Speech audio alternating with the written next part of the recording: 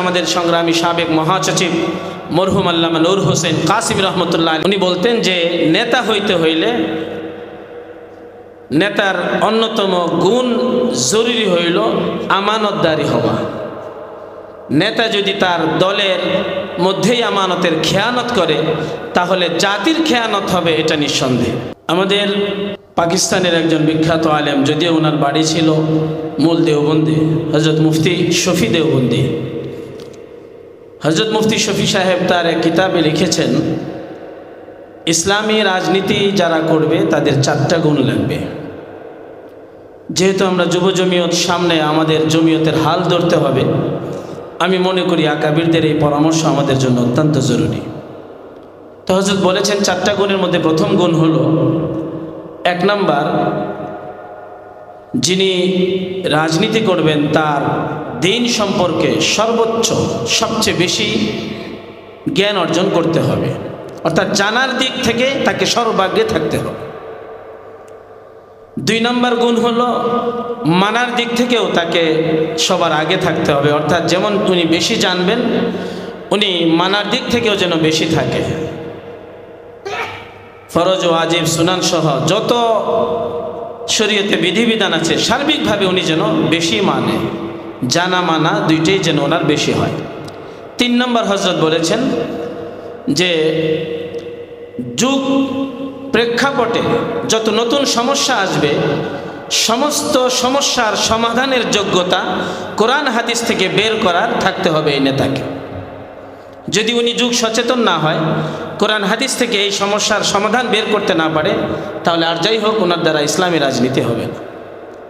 4 নম্বর হযরত বলেছেন যে দলের উপর থেকে নিচ পর্যন্ত তৃণমূলের সকলকেই যেন শৃঙ্খলাবদ্ধ করে রাখতে পারে, এই যোগ্যতাও তার থাকতে হবে। এই 4টা যোগ্যতা যার আছে সেই রাজনীতি করার অধিকার আছে বা করতে পারবে, তার জন্যই উচিত রাজনীতি করা। এই 4টার পাশাপাশি আমাদের সংগ্রামী সাবেক মহাসচিব মরহুম আল্লামা নূর হোসেন কাসিম রহমতুল্লাহ আলী একটা বাড়াইতেন। উনি বলতেন যে নেতা হইতে হইলে নেতার অন্যতম গুণ জরুরি হইল আমানতদারি হওয়া। নেতা যদি তার দলের মধ্যেই আমানতের খেয়ানত করে তাহলে জাতির খেয়ানত হবে, এটা নিঃসন্দেহ। এজন্য হযরত আমানতদারির ব্যাপারে খুব জোর দিতেন কর্মীদেরকে। এজন্য আমরা যারা যুব জমিয়তের বর্তমান কমিটিতে আছি, সামনে আমাদের খুব দ্রুতই মূল জমিয়তের হাত ধরতে হবে, মূল জমিয়তের হাল ধরতে হবে। এজন্য আমরা মনে করি আমাদের এই বড়দের যে 4টা-5টা পরামর্শ, এগুলা সবগুলো আমাদের মধ্যে আপনাই।